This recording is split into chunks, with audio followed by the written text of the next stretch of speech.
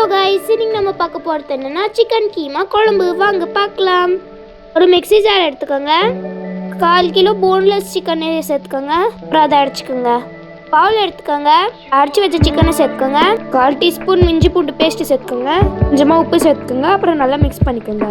இந்த மாதிரி ஒரு பாத்திரம் எடுத்துக்கோங்க. கொஞ்சமாக எண்ணெய் சேர்த்துக்கலாம். 2 கடுகு சேர்த்துக்கோங்க. 4 லவங்கம் சேர்த்துக்கோங்க. 2 ஏலக்காய் சேர்த்துக்கோங்க. கொஞ்சமாக சோம்பு சேர்த்துக்கோங்க.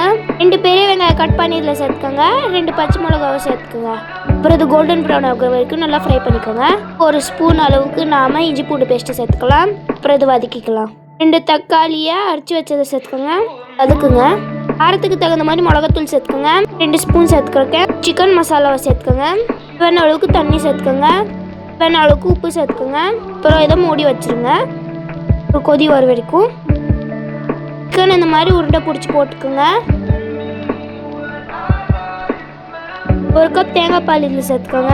மூடி வச்சுருங்க வேகிற வரைக்கும். வெந்த பிறகு கொஞ்சமாக கரம் மசாலா சேர்த்துக்கோங்க. இதை மூடி போட்டு மூடிடலாம். கொத்தமல்லி இது மேலே தூவிக்கோங்க. அவ்வளோதான் கைஸ், இது ரெடி ஆயிடுச்சு.